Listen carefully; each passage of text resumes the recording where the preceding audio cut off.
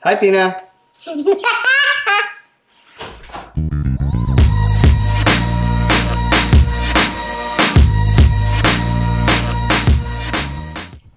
Alright, so today I want to talk about something a little bit different other than the BMW and cars, which is my passion for 2021, and is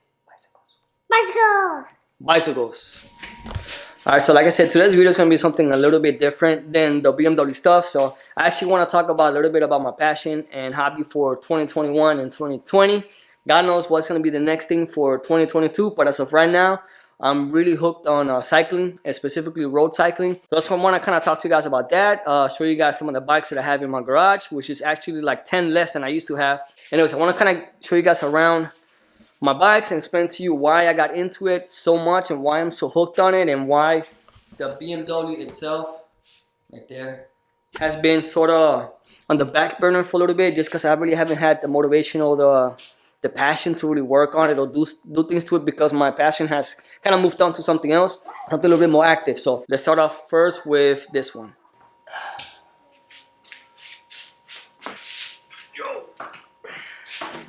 Alright, so the first one I want to start off with is this 1998 Trek 420. It's the aluminum series, so it's aluminum frame.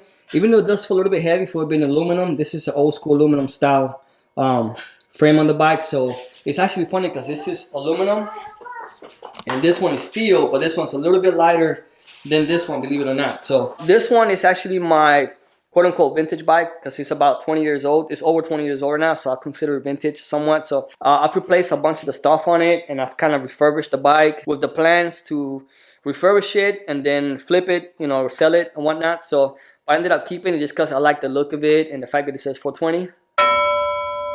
The bike itself, I replaced the handlebar tape. This is brand new tape. It has brand new brake lines, as you can tell right there. All brand new brake lines. Brand new brake pads. It has a carbon fiber seat post. That's new. The seat has been upgraded. Let me see, brake lines. What else? Also have the new cable lines for the gearing. So I've actually grown a passion for cycling since last year. You can be in the video with me. Ready? Siéntate.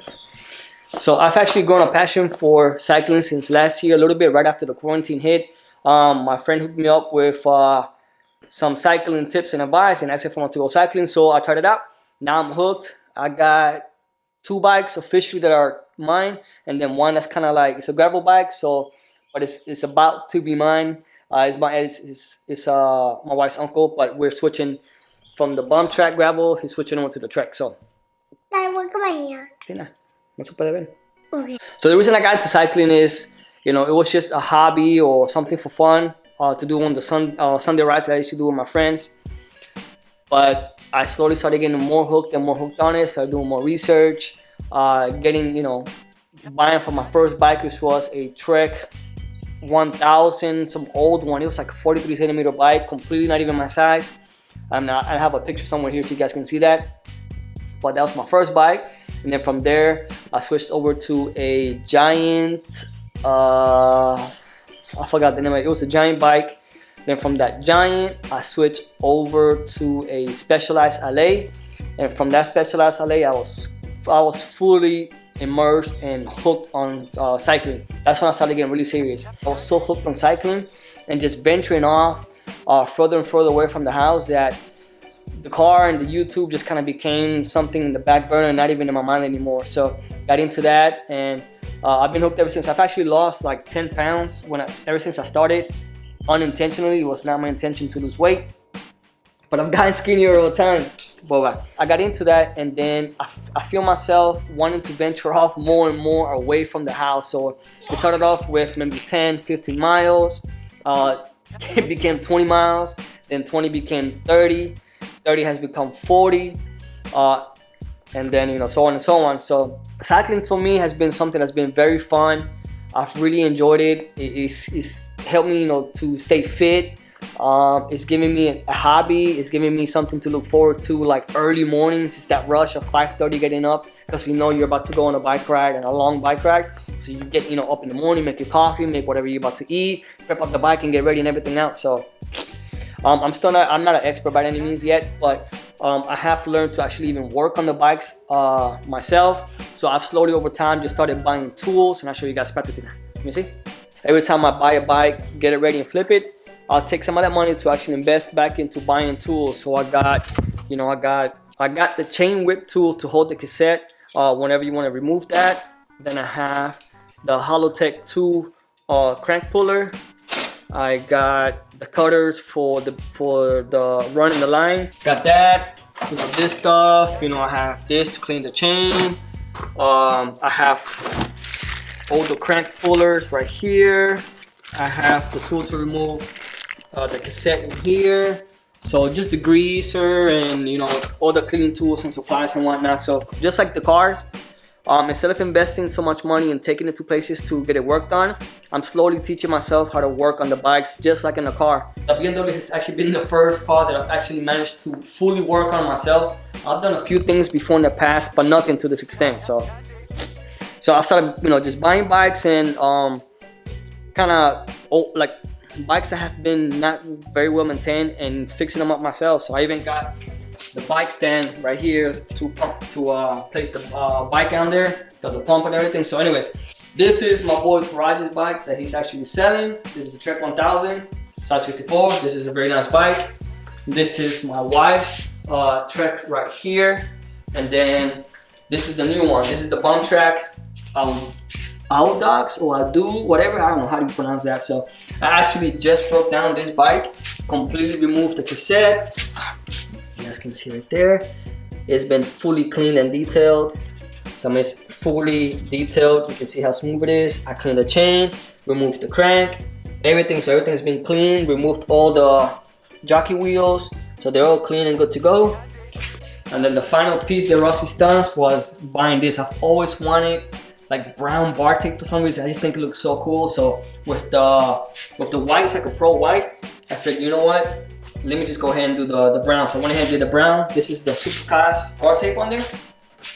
Has the Shimano 105 gearing. It's not very light, but it's also not very heavy. It is a steel bike, but it's a Columbus steel. So it's somewhat lightweight. Like I said, it's lighter than that bike, and that's an aluminum bike. So, all right, so now I actually want to show you guys my baby, my pride and joy. I've worked on this bike. I switched some components and parts over. Well, not really the components, but just some parts over. Tina, you okay? Without further ado, here's my Specialized Tarmac Pro. This is a 2008 model, so it's an older model, but this bike, love it. Here it is.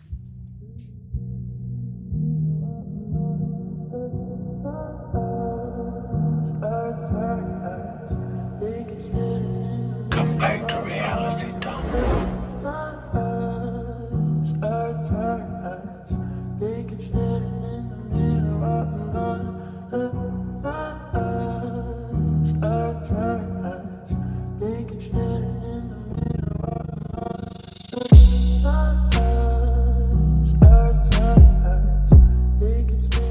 So the bike itself is fully carbon fiber. The whole frame is carbon fiber. Fork is carbon fiber. Handlebars are carbon fiber. This bracket top piece right here is carbon fiber. Seat post is carbon fiber. You can see the fiber inlays somewhat there, and you can kind of see them here in the video. I actually had a different saddle on here, but I switched it off to this older one. It's carbon in the bottom. So it's lighter and it's actually more comfortable, which is funny. This is it right here. This is a size 53.5, I think. So, and it's Fact 8 carbon. So if anybody knows anything about road bikes or Specialized, you know, they use the Fact carbon. I think they're up to Fact 11 right now. This is Fact 8. My look, carbon fiber clipless pedals. This is the cadence sensor. I think out of anything, my favorite part about my own personal bike is the wheels. These are Shimano's 8-spoke wheels. It's like a star design, and these things are aero. They're light, man, and they just look awesome on any bike, especially on this one. These tires, they're actually 26C tires. And I love these tires, man. The Vittoria Rubino Pros, they've actually lasted me a long time. I got them sometime last year. And I've been through gravel, all kinds of stuff. And not a flat, no nothing ever. So I have my Supercars bar tape on here. So anyways, I've done some work to it. It has been modified. I've lowered. That's just me. This is my preference. But I've completely lowered and slammed the stem. I cut off any of the axis. So let me show you guys real quick. So this is what it looks like if you don't cut off the axis from the stem. You have this kind of protrusion sticking out. I hate that. So what I did with mine is have it to where I liked it, cut it off, and just made it flush. So it just looks cleaner. It's a clean design. Right there, that's my own personal baby. So the freedom you get from cycling, man, just being on the road on something that's literally 2 wheels and 2 pedals, and the fact that you have to use your own leg power to get to where you're going is A, mental. It's a mental thing. And then B, it's a sense of freedom that you won't ever get just driving your car down the street. You can take the Saxon road in a car and the Saxon road on a bike, and you'll get 2 completely different experiences, man. So the further distances I go, the further I want to go. So the further I go, the further more I want to go. So anyways, it's been fun. I've actually been doing group rides. I'm to the point where I can manage. I'm to the point where now I can manage group A rides.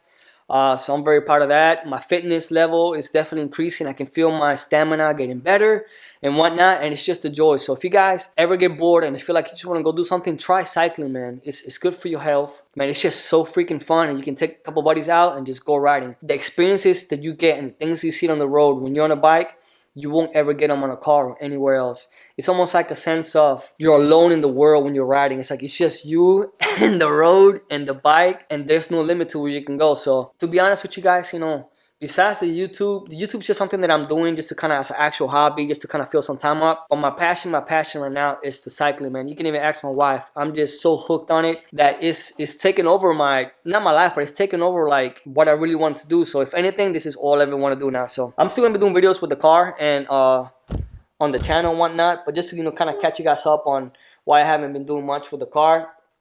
This is the reason why, because of that bike right there and the sport itself. So I wanted to catch you guys up. So that's it. Thank you guys so much for watching. Say bye, Tina. Bye. All right, and I catch you guys in the next one. Later, guys. Bye.